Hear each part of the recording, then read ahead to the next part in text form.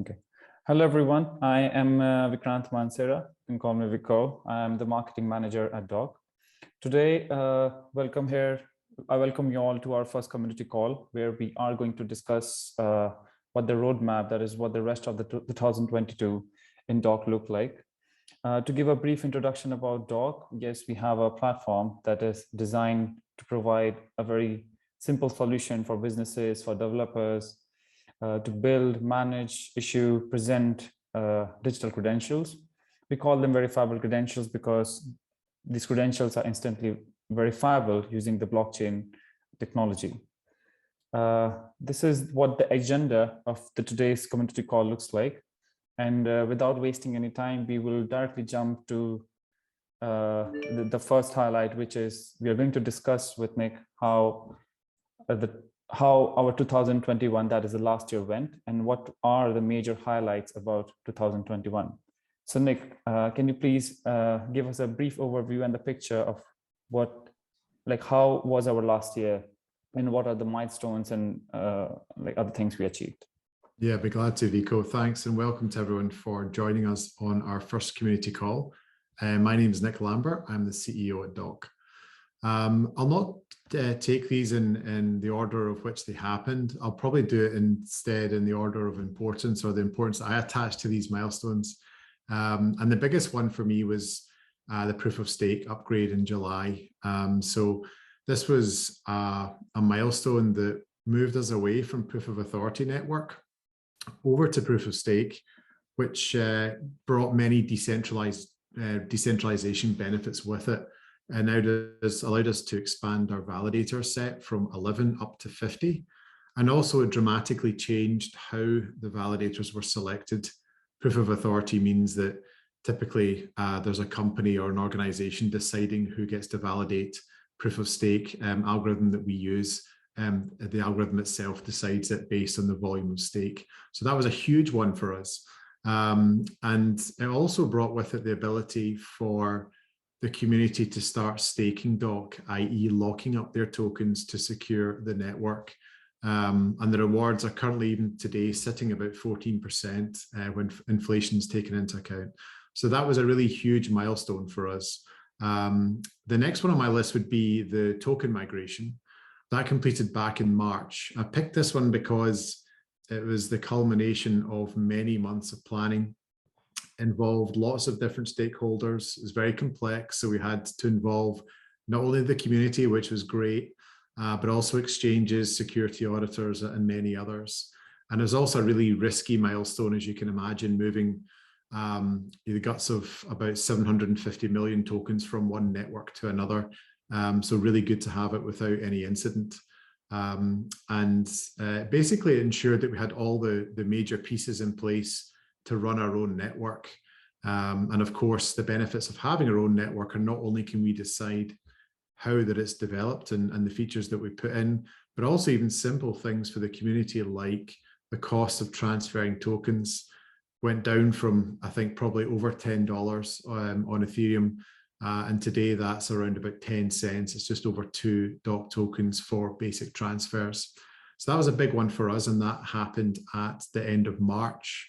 At the same time, actually in March, which is obviously a big month for us, we completed EVM integration. So EVM is Ethereum virtual machine for the uninitiated. And we used Parity's Frontier project to effectively enable developers to deploy smart contracts written in Solidity on Dock. And so when you combine that functionality with Dock's own decentralized identifier and verifiable credential technology, it made for a really, really powerful mix. Fourth on my list, and I have picked 5. So the fourth on my list would be the API launch. And basically the API makes it much quicker, faster, and more efficient for developer teams to get the features of the Dock network into their app. And not only was that a cool milestone to deliver, but also starting to see people use it. That was really, really rewarding. People like Credentia and getting to see those guys use it in real world use cases was super exciting for the team. And finally, we closed out the year, I think this was in early December, where we put our wallet into both app stores. And that was really cool because before the wallet was either exchange-based wallets, where of course the exchanges have control or custody over your tokens, or we also had wallets that we used that were really brought across with the Substrate suite. And they're not always the best to use. And so it was really important for us to give the community something that was easy to use, that they could have as an app running on their mobile device, and the wallet delivered that. So it was a really, really good way to close out the year. So that'd be my top 5.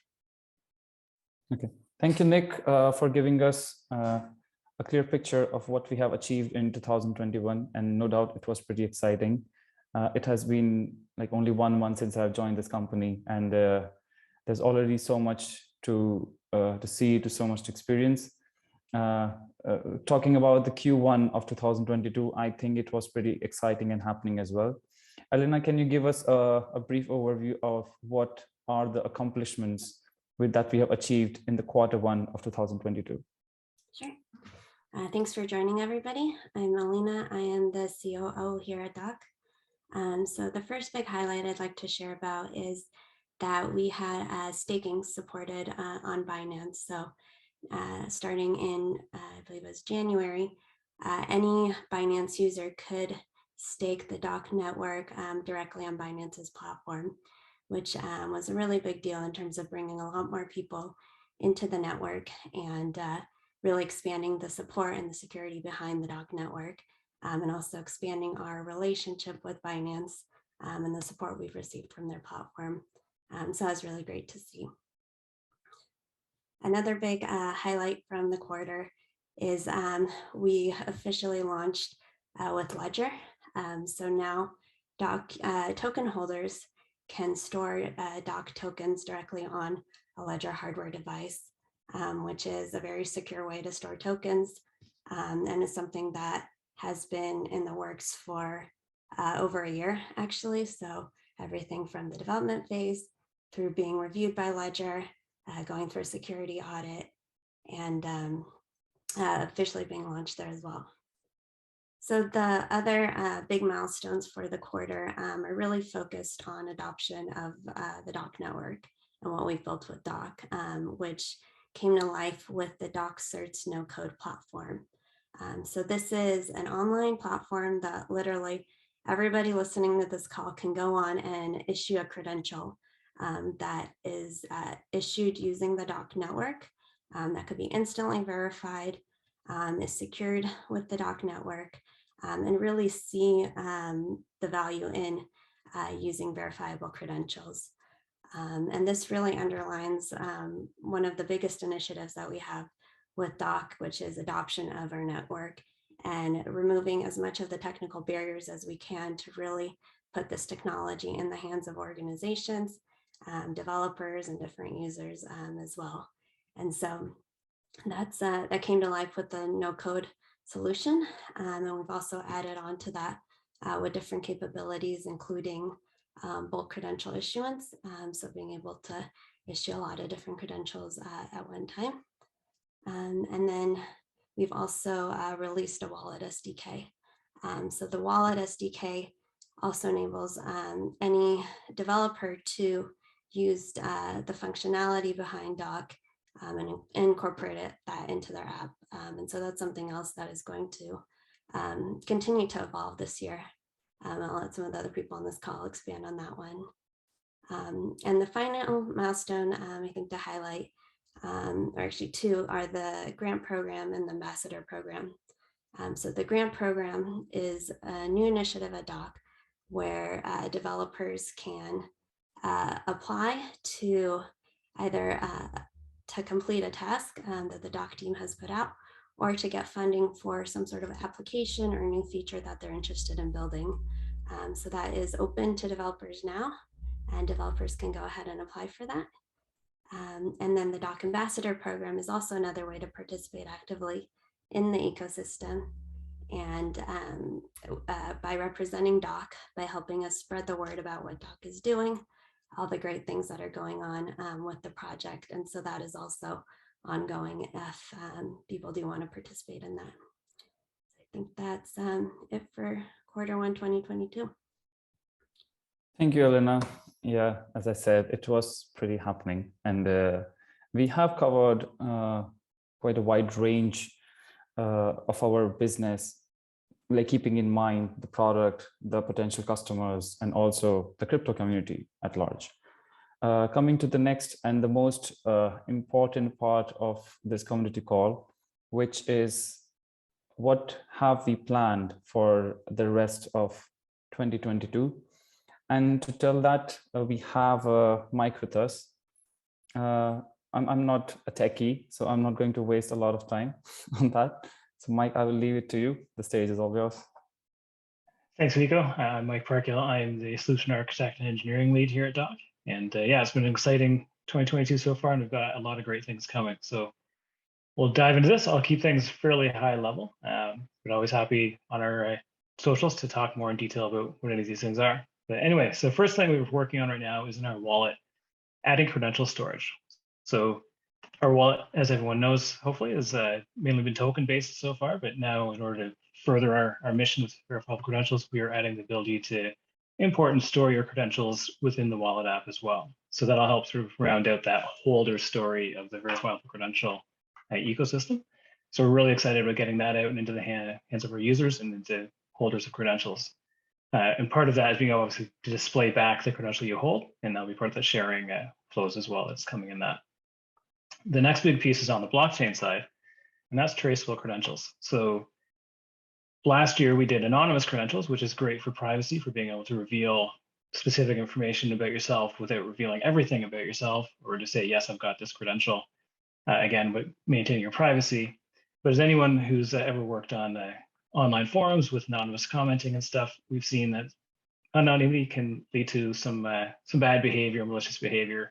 So traceable credentials is a way of providing still that layer of privacy, but also making it so it can be sort of unwound and bad actors can be identified if need be. So we're really excited about what this can do. The first milestone with it is to deliver it into our blockchain SDK, which is a TypeScript SDK for accessing the blockchain. Later in the year, which you'll see coming up, we'll start pulling that into Dock Certs and the wallet app and that kind of thing. But for now, it's just for the blockchain stuff in May. And then in June is one that I know there's been a lot of chatter about already, which is our bridge connecting us to Ethereum. So this is connecting Dock to the Ethereum ecosystem, allowing assets to get moved back and forth either direction between Ethereum and Dock. So this is very exciting for opening up all sorts of possibilities for integrating with the massive ecosystem that is Ethereum. So we're all very excited about that. And if you're curious about that, we've had a fair amount of posts about that and a video that was released a couple of weeks ago that you can go watch that to get into the nitty-gritty details of what's happening there. And following that, in July, we start talking about credential verification. So far we've done a lot around issuing with Dock Certs. We're now getting to holding, which is their credential storage in the wallet app. The next big piece to sort of round out the verifiable credential flow is actually doing verification. So this is how someone can receive a credential to verify that it is a valid credential, or do the proofs, make sure that it is all legitimate. So that is a big piece to sort of, again, round out the entire flow and provide that support. So that'll be, again, wallet app updates that we'll be hearing in that. And the other one we're starting to look at is Ledger Live integration. So when we did the Ledger wallet app back in the first quarter, or got released in the first quarter, that was really just using Ledger wallet to store your keys, but you still had to access it through our JavaScript front end, which isn't the nicest to use in the world. So the idea here is to integrate fully with the Ledger Live app, which will make it for a much easier user experience, more user-friendly, that kind of thing. So in July, we are planning on having that ready to go to submit to Ledger. Ledger does a very thorough review process. So we will tell you when we're submitting it to them, and we'll tell you when they approve it. But once we submit it to them, it's sort of out of our hands. So that's why we have the milestone marked as submission, because that's submitting it to Ledger for their approval. And then after that, in August, we continue back in the wallet, going back to token functionality, is to provide staking in the wallet. So again, right now, the staking flow for Dock is not the greatest. It's, again, through our JavaScript app, which is a little hard to understand, a little hard to use. We fully admit that. And so the idea of in your own hands, in your wallet, in your mobile device, can really simplify things and hopefully give a lot more access to staking to a lot more people and a lot more control. And then the next piece is offline communication. So all the flows I've talked about so far with the wallet and with issuing has involved both parties, the issuer, the holder, the verifier, being online together or being able to scan QR codes between or whatever. But there's a lot of cases where one of those people may not be online at the same time. So how do you manage that? So we're looking at building a messaging service that will allow for offline asynchronous communication. So if the issuer is ready to issue, but the recipient, the holder, isn't available at the time, the issuer can still send out the credential, and then when the holder next signs into their wallet or whatever, they'll get notified that there is a credential waiting for them and they can pull it in. So that's what the offline communications piece will be about. And then in September, we are looking again at, on the blockchain, the idea of arbitrary constraints. So right now, our implementation of anonymous credentials is limited to exact matches on specific credentials or attributes. So we can say that, yes, the holder has this specific credential or they have this specific attribute about that credential, but we can't support more nuanced things like ranges, like is this person over a certain age, or do they have a certain balance in their bank account, or whatever their criteria might be. So obviously we could try and guess what various constraints people might need to use in the future and hard code answers to that, but that isn't very powerful. So what we're looking to do is to support a domain-specific language such as CIRCOM, which would allow application developers to define their own constraints to be used as part of the proofs in their anonymous credentials. So this is very powerful. It'll open up for developers on our ecosystem so much power to define what they need to do what they need to do. So that's really exciting as well. And then going forward into October.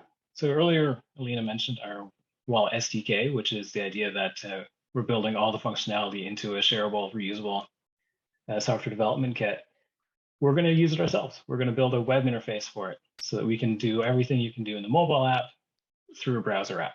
And by using the SDK, we'll be sort of proving out our own tooling, our own functionality, as well as providing our users with a much better experience for interacting both with tokens and with credentials. So again, another sort of exciting move in what we're doing. And then in November and December, it's getting back to those anonymous credentials and traceable credentials, which will be available in the blockchain at this point, but not through our other apps. And now it's time to bring them into Dock Certs, bring them into the wallet, and sort of fully pull them through our ecosystem. So that's what we have on tap for the rest of the year. I think there's some really exciting things in there, both for token holders and people interested in verifiable credentials. So hopefully you're all as excited as we are. Absolutely.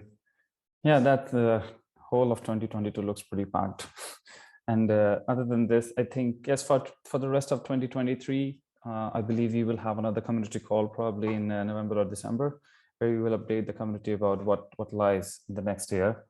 But something which we can discuss, and I would like Nick you to answer, is that we have set these milestones for the rest of 22. We clearly see that this industry of both DIDs and verifiable credentials, it is a very fastly expanding industry, and I'm pretty sure that we have seen the numbers, like how fast it's expanding and the potential market which lies for us ahead. So I would like to ask you, and if you can give us a brief overview of why have we set these milestones for the rest of 22?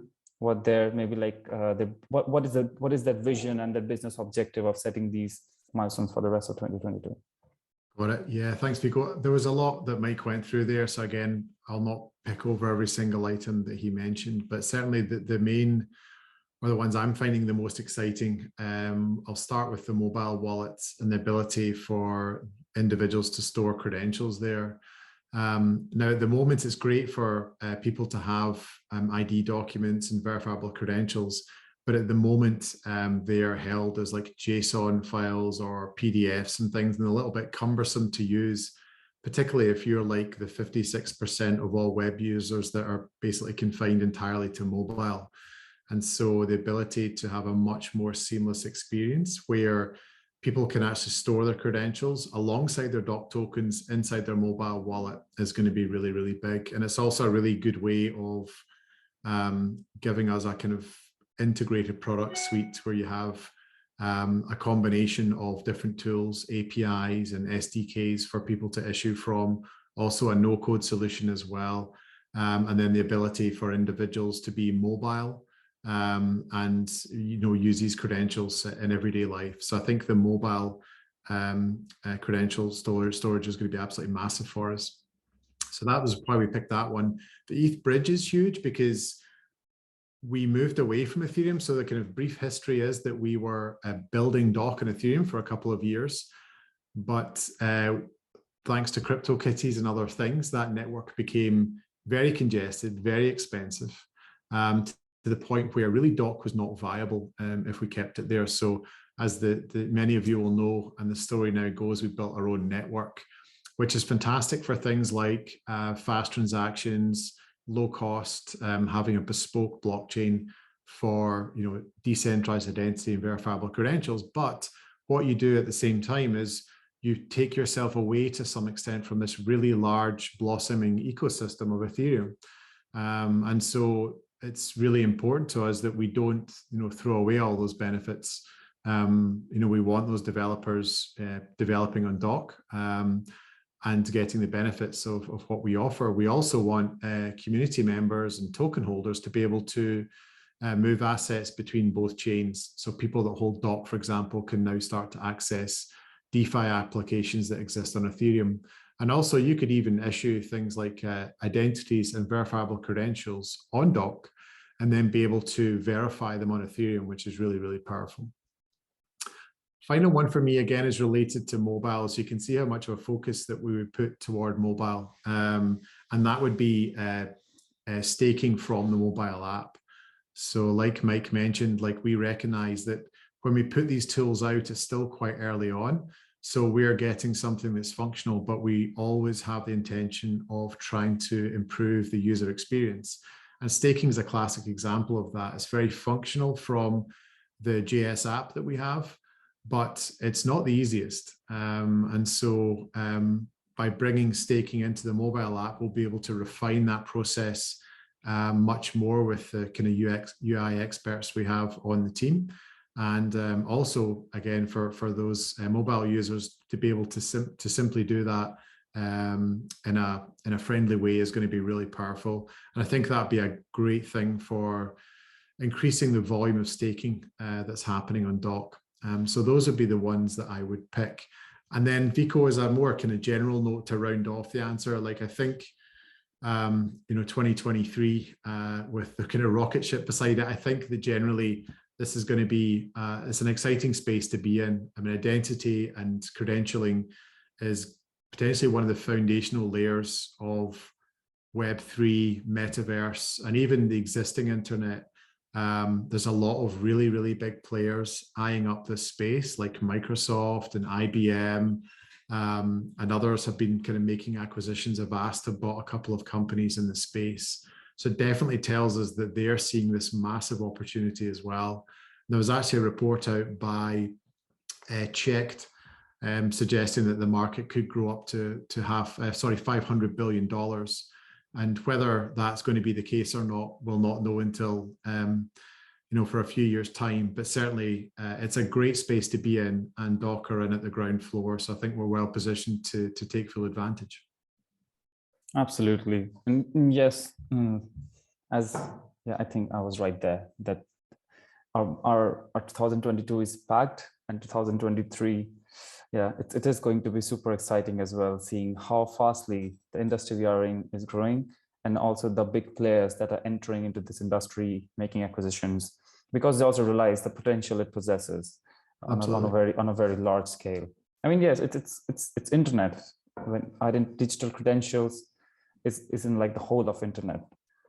Coming to the next point, and I think it is one of the most frequent questions that is asked by the crypto community is, what as a project have we planned to grow our communities, to make partnerships, to grow our customer base, and what the whole marketing and growth areas of 2022 in Dock looks like.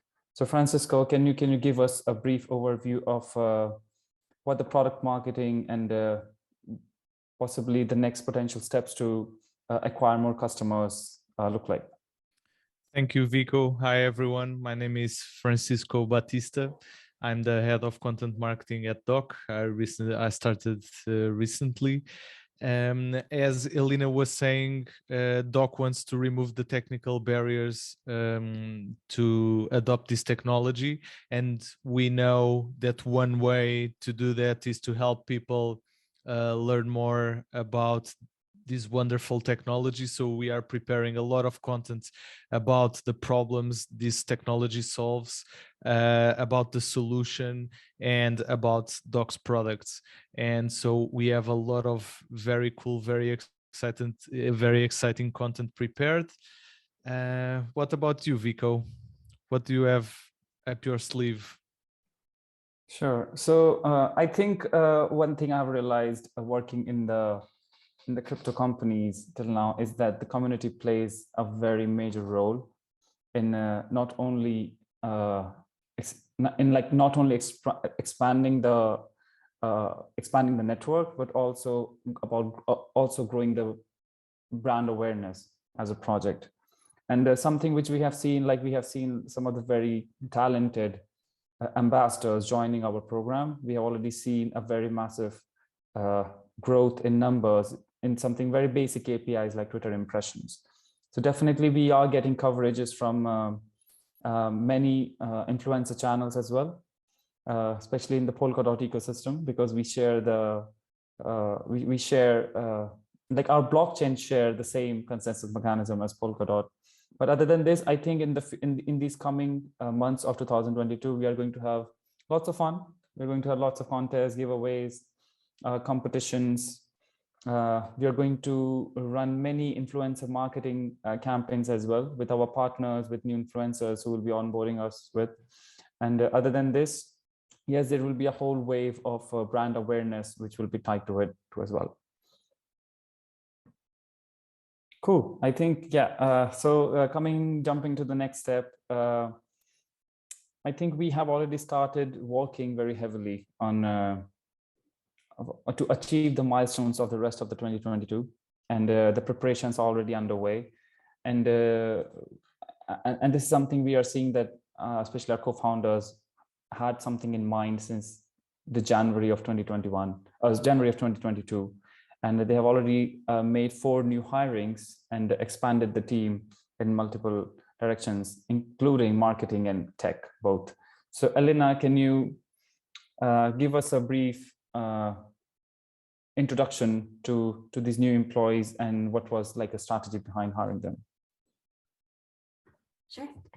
Yeah, so we welcomed 4 great new team members to Dock in the first quarter this year. 2 you've actually already met on this call. So Viko and Francisco joined our marketing team, Viko leading growth and especially focusing on the crypto community to really help bring a lot more people into the community, expand Dock's message. And Francisco we brought in as our head of content to really help us focus on educating and sharing potential users about things like verifiable credentials, self-sovereign identity. The other 2 new members of our team are Oleg and Osi, who both joined the engineering team. So Oleg joined the blockchain and network development. He was previously at Matter Labs working on scaling solutions, and so brings a lot of expertise around blockchain technology and really helped expand that team. He's also been leading the work on the Ethereum bridge that's getting a lot of attention right now. And we were also very happy to welcome Osi as well, who is a full stack developer helping work on the different product suite that we have under Dock Certs, as well as our mobile application and our mobile SDK. So again, really putting resources behind tools that will really help adoption of the Dock network. So welcome to all 4 of our new team members who've been, really hit the ground running, been a great addition to the team, and excited to keep working together. Sure. Yeah, thank you, Elina. And we are very glad to be a part of Dock as well.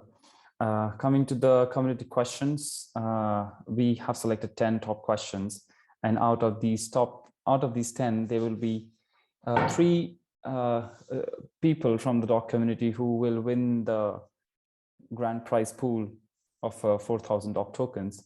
But starting from the very first question, and this is something which I and Oleg, the other person Elina talked about, who is already very actively working in the Ethereum bridge.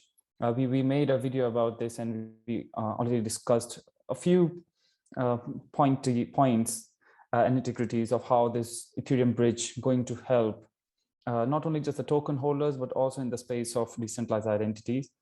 But Mike, can you please take this question? We have already given the expected delivery time, and I am very sure something which the crypto community is very keen to know is about its security.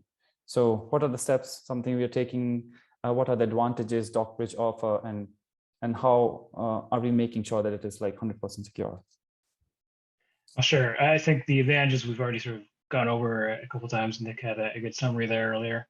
As far as security goes, security is massively important to us. Obviously, you don't go into this industry if you're not into security. It's not important to you. So a couple of things that make the bridge secure is, first off, it's trustless. So that means we don't trust any message going across it explicitly. So whichever way it's going, whether it's Ethereum to Dock or Dock to Ethereum, the messages are validated before anything gets actually written to the other blockchain. So that means using cryptographic proofs and signature validations and all those tools to make sure that the message is legitimate and unaltered before we do anything with it. So just the way it's built is built on a secure foundation. And the next piece it's built on top of Snowbridge, which is a well-known bridge mechanism and framework that has already been well vetted, been through security audits on its own, all that kind of thing. So we're building on top of a very secure and accepted infrastructure. And then when we're done, we're also putting it through a third-party security audit, as I mentioned earlier. So the third-party security audits can also help to bring us confidence that what we're building is secure and it's not open to holes. So that's what we're up to for security. Super. So yeah, that in itself, like 4 to 5 points, which make sure, and something we are keeping from head to toe. We will be making sure that this bridge we are creating, it is going to be like 110% secure for the both issuers, like the organizations, if they wish to use Dock and Ethereum bridge, and developers, and most importantly, the token holders of Dock token. So coming to the second question, and Nick, would you like to take this? Like, where do we see our project in Web3? Yeah, thanks, Viko. I think it would be integral to Web3. So when you have something where you can own an identity, your own identity, and also attach claims to that, I think that already tells you it's going to be huge for Web3. So Web3 is very much about individuals controlling and owning their own data, and obviously the ability to own your own identity and have credentials is a huge part of that. And then I think we start to look at the use cases that you could have. So not only can you have identity, you can build on top of that things like reputation-based systems as well. You could also use credentials for identity access management. So for example, you'd be going onto a DeFi platform, using a credential to access that platform, but also you could make claims within that access. So you could actually start to put in things like a credit score, if that's something that you wanted to have. And if you went into a DeFi application with a credit score, it could potentially give you and offer you different services than other people with different credit scores. So I think that, and also things like KYC credentials are already a lot of companies looking in that area, particularly around reusable KYC. So not having to go through the same horrible, laborious process that we all have to do today when you're onboarding to an exchange. Imagine doing that in the future where the KYC company issues you with a credential, and then that credential gives you a gateway to all these other platforms. So I would say that we were integral to Web3. Yeah, sounds great. And I think with that question, we have already answered the question number 4, like how are our services basically different from very simple like KYC methods. And most importantly, we have this multiple layered issuer and verifier mechanism, which is going to make sure that this whole KYC infrastructure is not centralized anymore. It is decentralized, and it is bringing a network of organizations together right, Nick? Yep, exactly. Just what you said. Yeah. I think so. I think it's just getting away from these old methods that were inefficient, and I think solutions like Dock can make this process just much easier on the user, but also give them the element of control that they just don't have today. Disappear. Okay, sure. Okay, so as we're talking about, like in the Web3 also, like even we are decentralizing the KYC space, verifiable credentials, they in itself are very much open and will be implemented in multiple industries. And then here we come to the question number 10, which is we have workforce, we have healthcare, we have safety, we have supply chain. So one question which has come is that how all this information or all these VCs we are generating, how will this information be stored in the network? And will we have our own cloud system for storage? So there's actually a couple pieces here. Privacy and security is extremely important to us. And the first thing is for the credentials themselves, that for the vast majority of the use case, we don't actually store any personal identifiable information or PII information on the blockchain. We store a record of the credential on the blockchain, but the credential itself is actually stored externally. Now, who stores it becomes a question. We do offer the ability to store it. And when we store it, we have the issuer gives us a password for each individual credential. So each one is encrypted and stored separately. So even if someone got access to our storage, they'd have to decrypt every single one individually. So that gives us a fair amount of security and strength right there. As far as where we store it, yeah, we use cloud storage. We use AWS for storing our systems and running our systems. Got it. Okay, yeah, this makes things clear. With the help of cryptography, all the data which is stored, it is still very secure, right? And it cannot be decrypted. Yeah. Cool. Continuing with this question, we talked about like how this data is stored. We have a question like how can we use Dock in recruitment and onboarding space? So may I know who would like to take this question? I can pick that one up. Sure.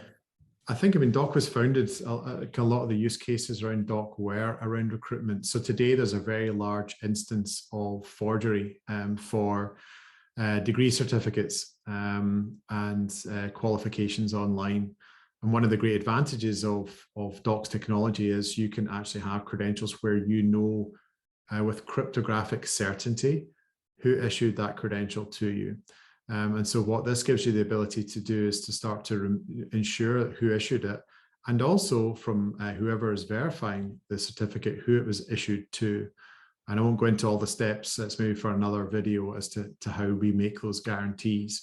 But you effectively have credentials that are tamper-proof and forgery resistant.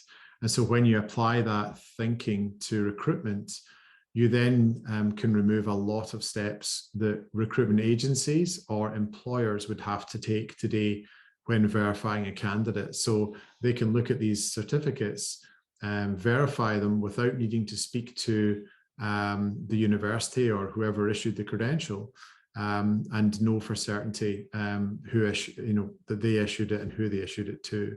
So it reduces the recruitment times dramatically.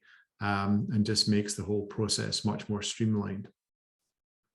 Yeah, talking about streamlining the entire process and digitizing it, reducing the number of layers of verification and making it more efficient, tamper-proof. And I think a large part of this use case is in supply chain. And one question one of our community members is very keen to know is that how can we productively implement Dock in a supply chain application? So yeah, again, you could have like pharmaceutical supply chain is a really nice use case, or a really high value item that could be open to being copied. So like Louis Vuitton handbags or something like that, where the manufacturer could have a credential associated with each item or a case of those items. And then as they go through each stage of the supply chain process, when they're shipping them from the factory to, let's say, a retail store, if people are digitally signing that that credential at every stage, the recipient, i.e. the retail store, can then check and know who was the carrier, like was it signed by the right chamber of commerce in the right country, where was it manufactured, which factory, and they can start to know all these things. So you significantly cut down on the ability for forgeries to happen in supply chain. And of course, pharmaceuticals, the stakes are increased because you're now talking about things that people are putting in their bodies, whether they're vaccinations or some kind of tablet or something like that, where again, forgeries are quite rampant, but obviously the health downsides can be significant if something is not manufactured in the correct way.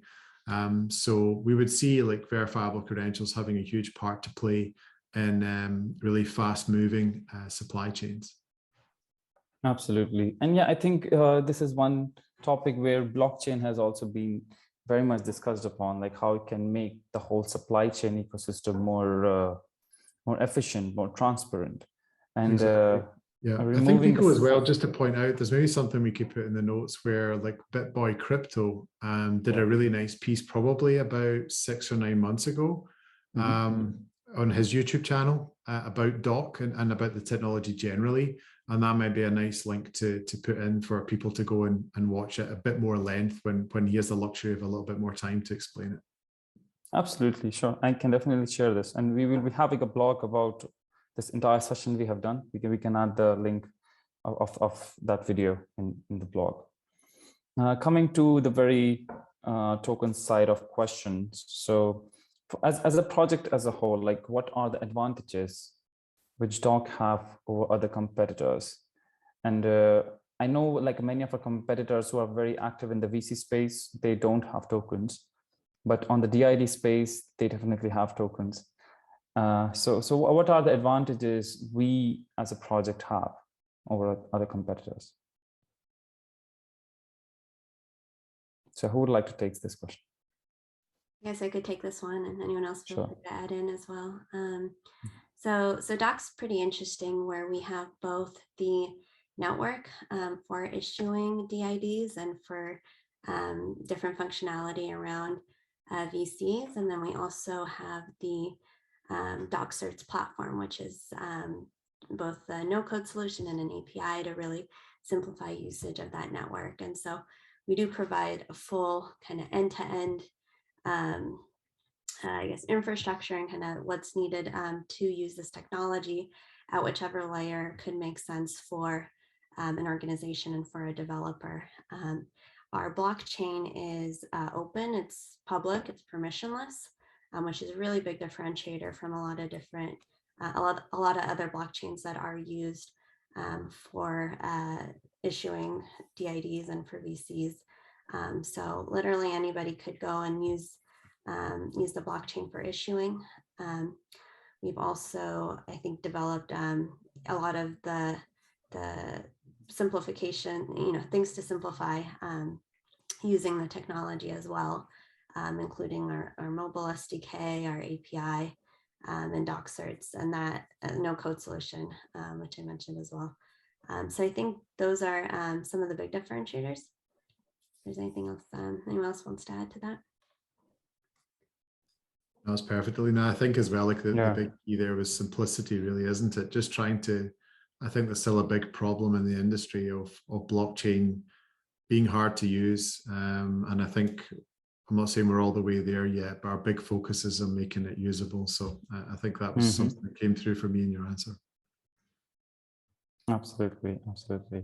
And yeah, seeing the scale of industry and again, coming back to the point, the speed of adoption, we will need a lot of developers and like creating this whole ecosystem of developers who will be building their dApps and their products and solutions on Dock blockchain. And especially if once they start seeing that there's such a huge industry that lies ahead when it comes to VCs and DIDs. Coming to the next question, and Elina, can you please take this question also? Like, how can we provide an identity layer in the NFT and Metaverse space? Sure. I think Nick hit on a lot of these points as well in his answer in terms of how it could work in Web3 in general. But verifiable credentials are a really powerful tool to be able to share information about an individual or an entity without revealing kind of a lot of, PII or a lot of personal information. And that could then be used to really enhance different experiences online. So in the cases of NFTs and marketplaces, NFTs especially have a lot of fraud that, kind of keep hearing about. There's not a lot of privacy in terms of being able to see somebody's Ethereum address of where an NFT was issued from, being able to maybe, track who the creator was and verify that. So VCs could play really well in NFT marketplaces to really be able to give a trustless experience. So being able to show proof that somebody is either, the actual creator of an NFT, somebody has, a history of not being involved in fraudulent activity. Somebody could build up a reputation that is stored in a verifiable credential that they can go and share on all kinds of different marketplaces. It doesn't have to be siloed individually into different ones, and to really be able to bring a level of trust into these transactions that can often be very expensive, that doesn't really exist right now with existing solutions. And in the metaverse, I think that just gets expanded in a wider way where verifiable credentials could be used to provide access. For example, maybe there's a cool event in the metaverse that should only be, accessible for people who show some sort of, say maybe it's a concert you can have access to in the metaverse, and you only want your real fans to be there. And so you could use VCs as a way to show proof that, yeah, we actually, I did listen to a bunch of hours of this artist, or I did follow them for however long. And so it's a way to engage with people and with experiences and prove parts of your identity without actually having to reveal, what your actual name is or where you're from, or kind of really personal information about ourselves. So I think there's all really interesting ways that Dock's technology could interact there. Absolutely. And like throughout this entire discussion, something we have clearly seen that the application of DIDs and VCs being open to so many use cases, so many industries, and the large target customer potential which is out there, definitely. And right now, like we were discussing, of having developers building their dApps and products and solutions on Dock blockchain. So Nick, would you like to give us share some information about how can these third-party developers, organizations get involved inside the Dock ecosystem, and how can they be rewarded for developing their dApps or products? Yeah, so if they're looking to build with Dock, we've got documentation for our API and SDK. So the big differences there are the API is a lot kind of faster, more efficient, easier to integrate with, but the SDK gives you a lot more granular control. So these are a couple of great spots. So docs.dock.io, and then you can go and find how to develop on Dock. And then for those looking to be rewarded for building with Dock as well, we recently released our grants program, which I think would have been maybe January of this year. And we're enabling developers to come in and either work on projects that we've highlighted and it's on our website. Viko, you can maybe do me the favor of flashing up the URL because it's escaped me for right now exactly what it is. But there are a number of projects that are there that developers can pick up and try straight away and be rewarded for those. Or they can actually propose their own. So if there's something that you want to do for Dock, maybe you've done it for another project, or maybe it's just a great idea you've had, you can actually propose to Dock an idea that you would like to either build for us or integrate with something. The team will take a look at it, and if we agree, then that's something that we would certainly fund. Absolutely. I will definitely share the link of our grants program as well in the blog we created. Yeah. Coming to the last question of today, which is definitely, again, all the token holders and the Dock investors are keen to know, like, if they're holding Dock tokens, what are the benefits they can get for participating in the governance?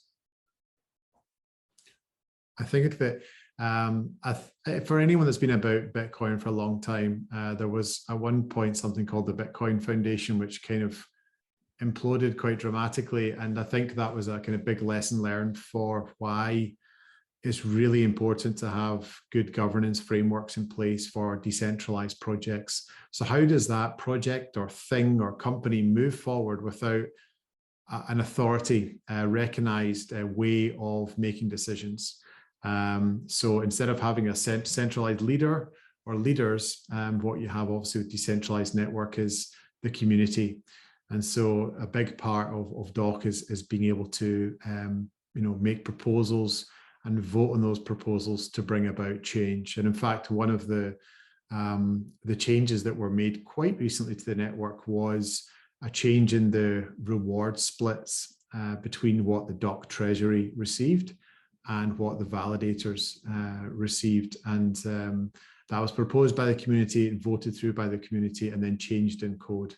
So that's a really solid example of community governance at work, and why it's such an important thing for us. Absolutely, and definitely a great point upon, with this introduction of decentralized space, how the authority of decision making has been completely distributed and given back to the community. So I think, yes, that's very much it, and it was a great session, especially updating the community about what we have planned in the coming quarters of 2022, and of course answering all the questions and doubts which the community were having since the past few days. So thank you guys, thank you for watching this video, and if you have any questions, please mention them in the comments, and don't forget to subscribe our YouTube channel. Thank you. Thanks, Viko. Thanks, everyone. Thank you. Bye.